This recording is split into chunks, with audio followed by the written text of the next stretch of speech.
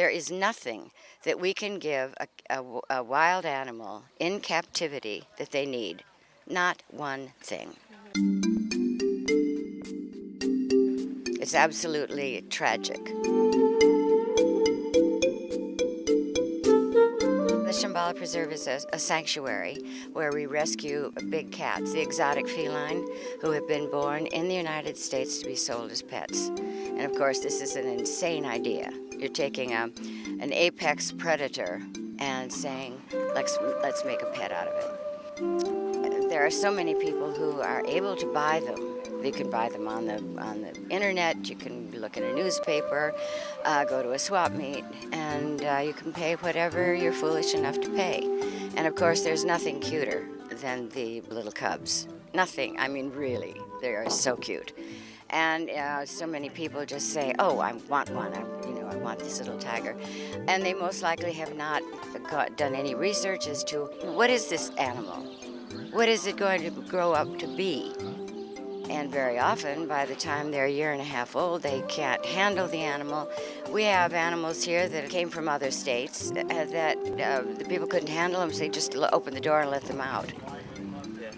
Stevie Lion was found walking down the streets of Kirksville, Missouri, all by himself. We have another serval that was walking down the streets. Leo Lion was living in a basement. Boo, the black leopard, was living in a closet. These animals come from sometimes the most deplorable places, and they are extremely dangerous. So, you have children hurt and adults hurt. Kids have been killed. They're quadriplegics or, missing a limb.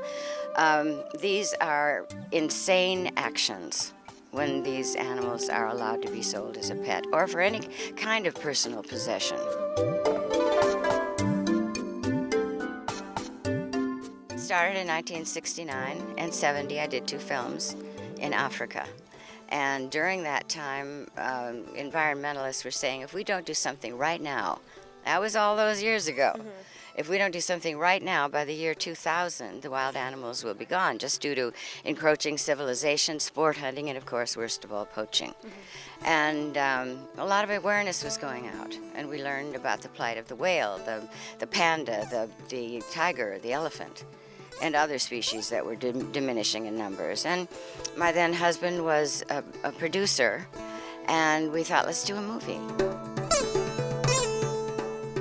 We did our movie, and after it was over, we had so many animals. We had 150 animals here at one point. We thought, this is their home. We can't just, where do they go? There is nowhere for them to go. So I founded the Roar Foundation, and so that we could accept donations to keep the place going. And that was in 1983.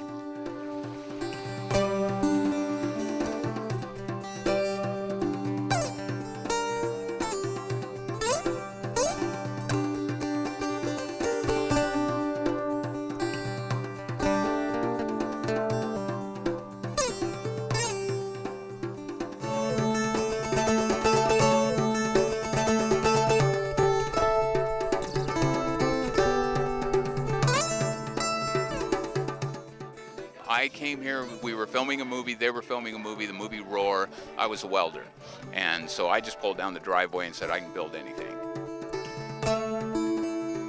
And so I started building their camera mounts and doing all this stuff for the movie Roar. And one day I passed the elephant barn and somebody told me the elephant, that is the largest animal that walks the face of the earth. And everybody knows that, but then when you start looking at them that way and you're going, wait a minute, man, there's nothing in the world bigger than this except a whale, but whales don't walk. So then you start looking at it and start realizing there's nothing in the world bigger than this. How cool is that? So then now I want to be a part of this. And so they had a regular elephant trainer that was working on the movie. He decided to quit and go make more money. And so I walked up to Tippi and said, look, I want your elephants. I mean, this has mesmerized me. I'm so into this. I didn't know anything about him. And so I moved a bed into the barn and tried figuring out, how am I going to do this? How am I going to get these elephants to understand that now I'm going to be their caregiver? because as soon as you let them out of the barn, if they don't listen to you, well, they weigh 10,000 pounds and they're just going to go do what they want. Well, you can't do that. And so that's why I moved a bed in the barn and would just every day, I mean, I slept in that barn for 6 months. And you know, I was trying to figure out, you know, how am I going to, you know, what am I going to do here? And so I was going to build, because I was the welder and I could build things. So I was going to build a chain, comes down from the ceiling. If they hit the chain, a carrot would fall out. And, you know, just come up with all these creative ways of getting these animals to realize that, you know, you and I are going to have a relationship. And so then I would slowly start taking them out on a long chain. Then the chain got longer. Then I would have a chain that was 500 feet long, and then slowly take the chain off. And so I would follow them. Well, as the years progressed and as the years went on, then they started following me. And so then the relationship, you know, turned into this huge relationship. But for the first 10 years was unbelievably difficult. The last 15 years was an unbelievable, amazing relationship that it turned out to be. I had 2 African elephants for 25 years. And so Timbo was the largest African elephant in the United States. So he was a handful. And Cora was his mate, the female. And so it just turned into a whole lifetime relationship. One guy, 2 elephants, and try to give them a life. And try to with elephants, you know, here, instead of just training them to do, like, we don't do circus tricks. We don't use them for movies or anything. So what we do is we try to let them live out their life in captivity the best way they possibly can. So then what you do is you try to give them a life. You try to let them entertain themselves. So we have 37 acres outside that is not enclosed inside the preserve. So I would every day just let them go out and act like elephants. So I would literally let them tear down the trees, let them run through the riverbed, let them be elephants. Then when it was time to bring them in, I have a big elephant corral over here. So then when it's time to put them in the corral, people would always say, you know, God, they're so well behaved. Well, the reason they're so well behaved is because for half the day I would let them go get their yayas out, and then the other half of the day when they had to mind their manners, they didn't mind. I wrote basically a diary of medical things. If they had a medical problem, and a veterinarian would give me some sort of antibiotics to administer to them, the antibiotic would have a $50,000 word, and I'd have to remember the word, and so then I would just write this diary. Well, after 25 years of writing this diary, for some reason I kept it all together and kept it all dated, and it turned into this. And so then I wrote a book, and this book is about my life with the elephants, but I never meant to be an author. I never, you know, none of this was planned. But after 25 years with an elephant and keeping it all documented, it turned into a success story.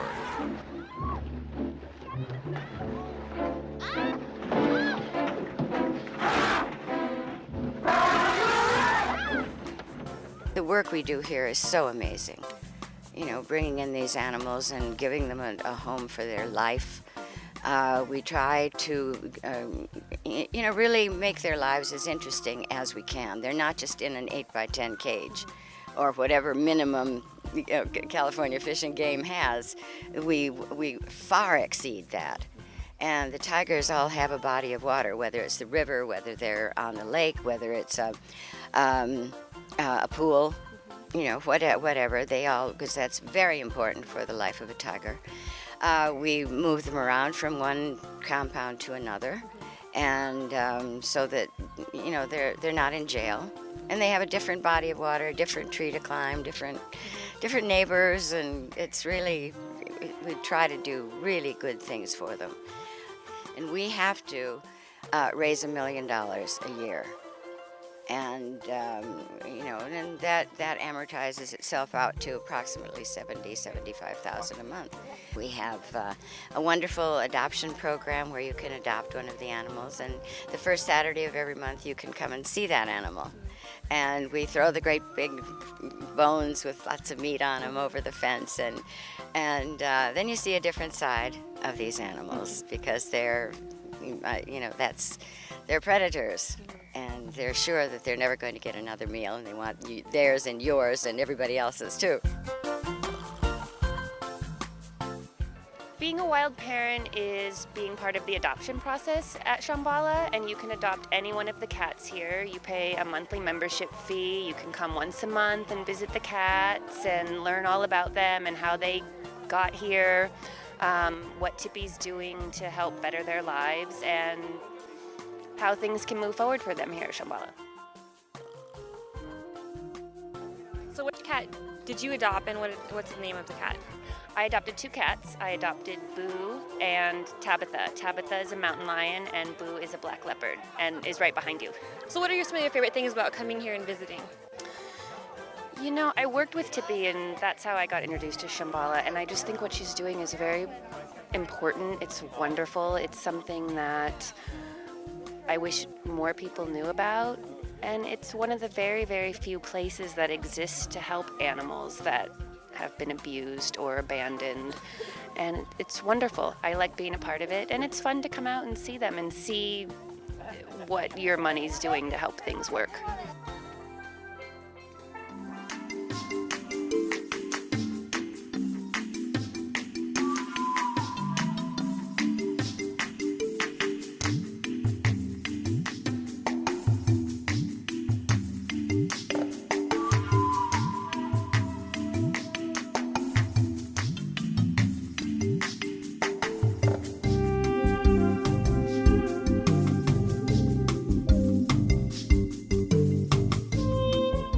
Take such good care of them. We have expert veterinary care, the best food that's designed by Dr. Martin Dennis, who is a zoological veterinarian.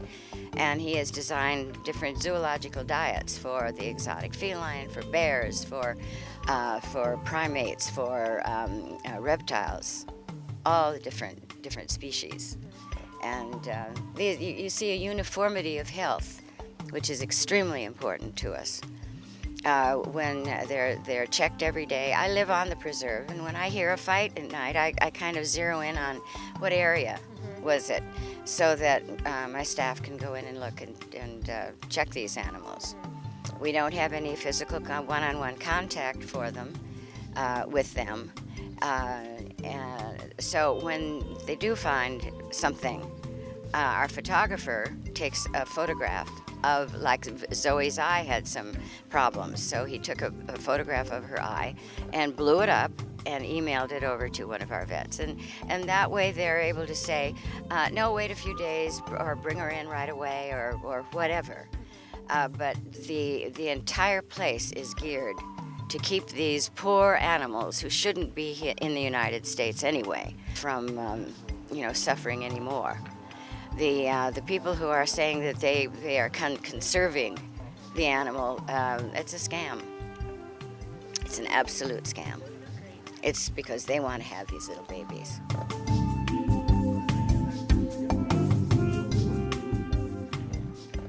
So I'm working out a bill now, and it's titled a federal ban on the breeding of the exotic feline for personal possession. Congressman Perlmutter from Colorado is going to be introducing the bill. I co-authored it, and of course it has to go through all of the legal aspects of putting a bill together, and we've got it pretty close right now. And the last bill that I worked on was passed in 2003 unanimously in the House and the Senate.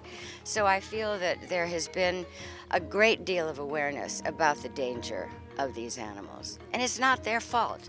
The only thing they did was to be born in the United States, to be sold for somebody to either think of as a pet or whatever. Now, you have another contingency of people who say, oh, they are saving the species. And how are they doing that? They can't be put back in the wild. They not only, once they have had any kind of a relationship with a human, they would go right up to that human and immediately be shot. Another thing is that they have had no mother lion or tiger or whatever to teach them how to live in the wild. You know, it'd be like us sending a little 3-year-old out saying, okay, bye.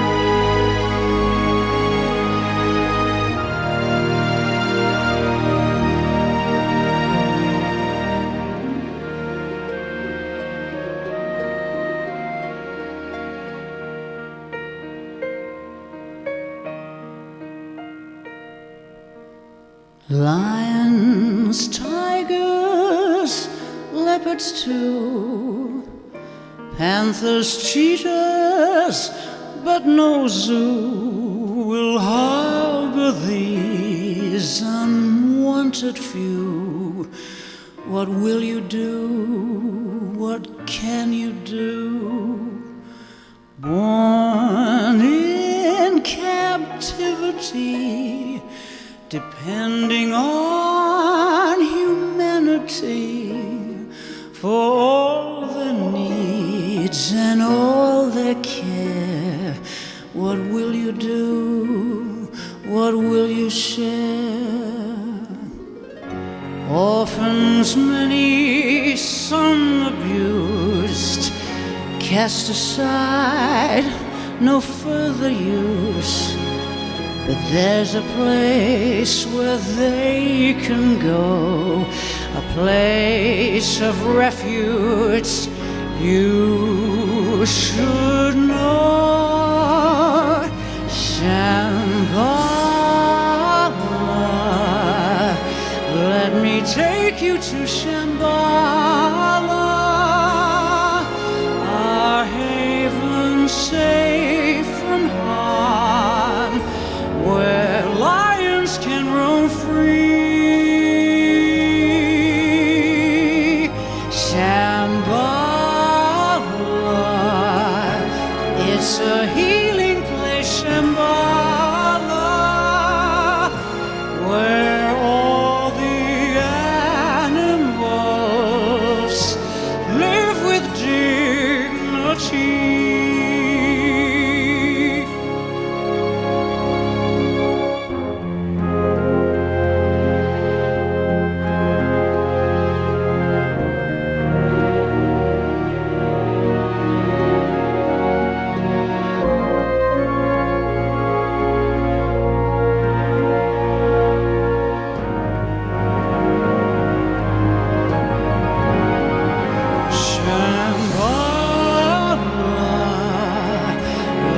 Take you to Shambala,